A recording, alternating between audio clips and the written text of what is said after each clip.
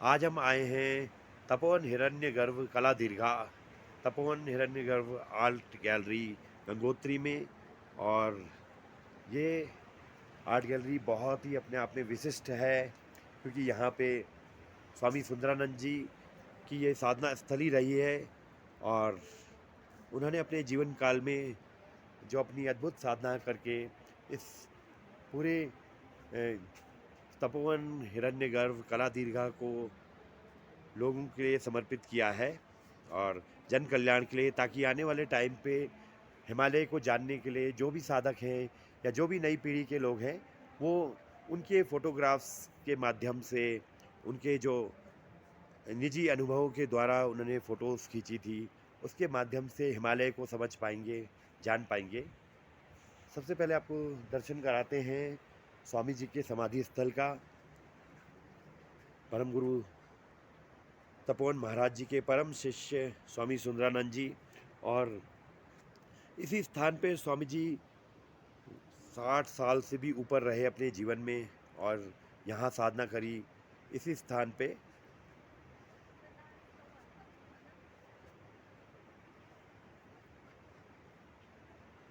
और थोड़ा स्वामी जी के बारे में आपको बताते हैं। स्वामी जी का जीवन यहाँ पे साधना में ही रहा है। और स्वामी जी से जुड़ी एक घटना के बारे में आपको हम बताते हैं। ये स्वामी जी का समाधि स्थल के सामने। सबसे पहले स्वामी जी के जीवन का परिचय बताते हैं। स्वामी जी का जन्म 1926 में हुआ, और उनको उनका जो शरीर है वो ब्रह्मलीन हुए 24 दिसंबर 2020 में, और 94 साल की आयु रही है, जिसमें 60 साल से ऊपर उनका समय हिमालय में इसी कुटिया में बीता है, जहाँ पे वो सर्वप्रथम महान स्वामी इस हिमालय के तपोवन महाराज जी के सानिध्य में रहे और अपनी साधना करी। उन्होंने अपनी साधना को अपने कैमरे में उतारा और बहुत ही अच्छी फ़ोटोग्राफ्स खींची है हिमालय की, जो कि आने वाले समय में साधकों को और लोगों को हिमालय के बारे में जानने के लिए मार्गदर्शन और प्रेरणा देता रहेगा। स्वामी जी से एक जुड़ी घटना, जिसका मैं खुद साक्षी रहा हूँ, वो बताता हूँ आपको। जब स्वामी जी को करीब ये बात होगी 2016 की, 16 या 17 की, और उस समय स्वामी जी को अटैक्स पड़े थे। और तो हार्ट अटैक्स थे, लेकिन उनका संकल्प था कि मैं अपने ये जो कला दीर्घा है इसका लोकार्पण करूं, अपने सामने इसका उद्घाटन करके इसको जन कल्याण के लिए समर्पित करते हुए ही शरीर को छोड़ूं। तो एक संत का संकल्प क्या होता है, इसके बारे में मैं आपको बताता हूँ। 7 अटैक उनको यहाँ पर गंगोत्री में पड़े, जहाँ पे कोई मेडिकल सुविधा बहुत ज़्यादा नहीं है। और हम लोग उनके साथ हेलीकॉप्टर से गए, और मैंने उनकी प्राथमिक चिकित्सा करी, जो भी हम पे सीमित साधन थे। और फिर वो सकुशल 7 हार्ट अटैक्स को सरवाइव करते हुए भी वहाँ देहरादून पहुँचे, जहाँ पे उनको हायर चिकित्सा के लिए फिर बाईपास सर्जरी हुई। तो बाईपास सर्जरी के बाद भी 94 ईयर्स की एज में केवल 1% चांस था कि व्यक्ति सरवाइव करे। लेकिन अपनी असीम संकल्प शक्ति से महाराज जी का ये बाईपास ऑपरेशन हार्ट का बहुत ही सफल रहा। और उसके बाद वो 2 साल और जीवित रहे, और जीवित रहते हुए उन्होंने अपनी आंखों के सामने इस कला दीर्घा का उद्घाटन किया, जनता को, समाज को ये सौगात दी इसकी। और इस पूरे जो ये घटनाक्रम था, जो हम यहाँ से उनको ले गए, इसमें विशेष तौर पे डॉक्टर लूथरा जी, जो यहाँ पर संरक्षक हैं स्वामी जी के बाद, और मेनली वही पूरा ये संभालते हैं, उनके मार्गदर्शन में ये कार्य रहा। मैंने एज ए फार्मासिस्ट उनका उनके निर्देशों का पालन करते हुए, और इस ऐतिहासिक और मिराकुलस जो ये एक्ट था, 7 से 8 अटैक के बाद भी सरवाइव करते हुए उनको देहरादून पहुंचाने, सकुशल देहरादून पहुंचाने का, वो हमने सफलतापूर्वक उस समय ये कार्य किया था। तो ये किसी व्यक्ति का ना होके एक संत का चमत्कार है। ये साक्षात एक, जैसे बोलते हैं कि प्रत्यक्ष को क्या प्रमाण है, तो यही जो स्वामी जी का हमने जीवन का ये घटना थी, एक साक्षात चमत्कार के रूप में देखी। और ये है, ये महसूस करने की बात है।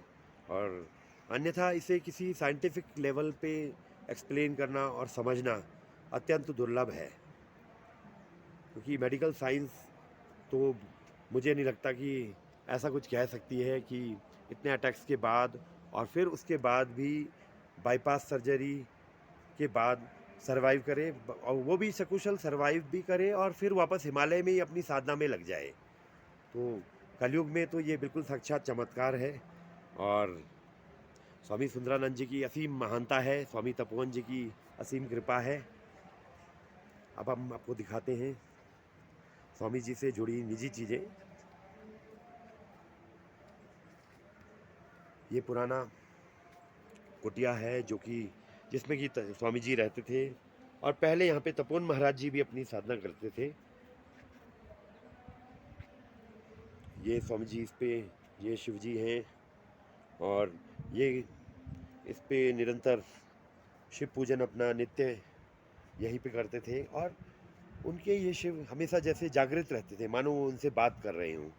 इस तरह उनको एक एक चीज़ों से यहाँ पे बहुत अटैचमेंट रहा, बहुत एक ऐसा लगता था जैसे सब उनसे बात करती हो। यहाँ की एक एक चीज़ें, एक एक पत्थर, सब जीवंत थे उनकी साधना से, उनकी तपस्या से।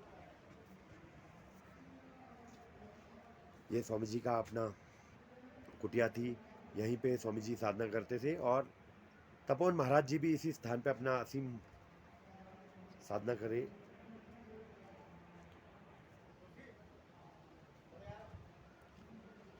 अब हम आपको अंदर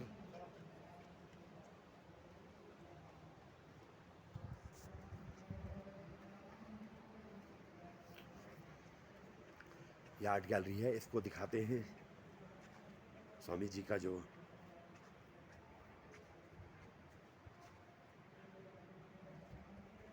फोटोग्राफ्स है, सबसे पहले ये सुंदर फोटोग्राफ्स स्वामी जी की एक बुक रही है, बहुत ही world famous book, the Himalaya, जिसमें उन्होंने समस्त अपने जीवन के जो फोटोग्राफ्स रहे, हिमालय के जो अनुभव रहे, उनको साझा किया है। ये फोटोग्राफ्स देख सकते हैं हम, प्राचीन काल में मुखवा का। और ये फोटोग्राफ्स देखिए, इसमें पढ़िए, गंगोत्री जाने के मार्ग में अंतिम गांव मुखवा में उत्सव मनाते ग्रामवासी।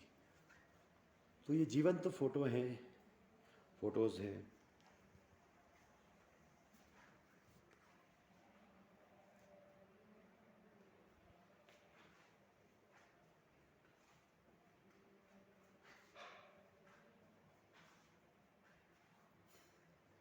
ये दुर्लभ फोटोग्राफी हिमालयस की।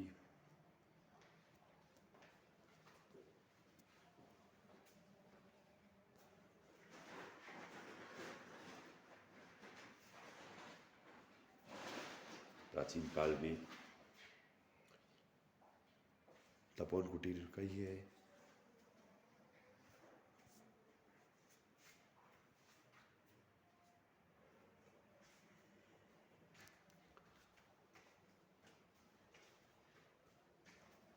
और जो सबसे दुर्लभ फोटोग्राफ रहा, बहुत चमत्कारिक जो इनका फोटोग्राफ रहा, ये आकाश में स्वामी जी को ये ओम बनते हुए दिखाई दिया।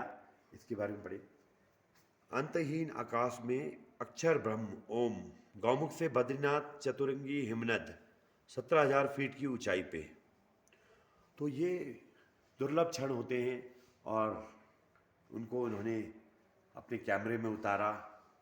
इस फोटोग्राफ से स्वामी जी वर्ल्ड फेमस रहे।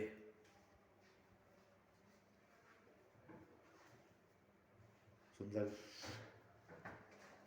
यहाँ पर कला दीर्घा का किचन है। ये हमारे यादव जी हैं जो कि हमेशा एक्टिवली रहते हैं यहाँ पर। यादव जी, और बताइए। और सब बढ़िया है, जी। स्वामी जी का आशीर्वाद है हम लोगों के ऊपर। इन्होंने बहुत सेवा की है स्वामी सुंदरानंद जी की, उस टाइम से ही यहीं रह रहे हैं। ये कुछ दिन मौका मिला मुझे जी। और अच्छा, यहाँ पे यात्रियों का ठहरने का भी व्यवस्था हो जाती है? हाँ हो जाती है। यहाँ जी पे जी। रहने के खाने की व्यवस्था सब है, चाय पानी सभी व्यवस्था है अच्छा, जी। ठीक है, बहुत बढ़िया।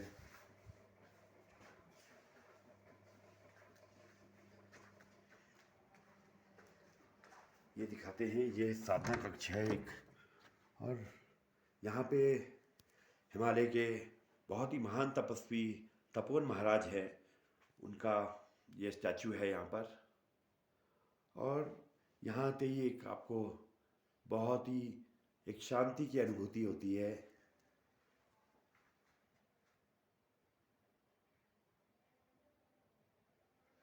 ये आप देख सकते हैं,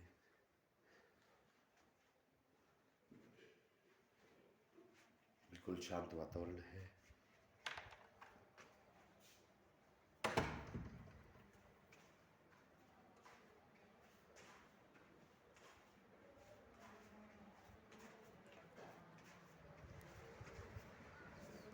ओम नमः शिवाय, ओम नमः शिवाय, ओम नमः शिवाय, ओम नमः शिवाय, ओम नमः शिवाय, ओम नमः शिवाय, ओम नमः शिवाय, ओम नमः शिवाय, ओम नमः शिवाय, ओम नमः शिवाय।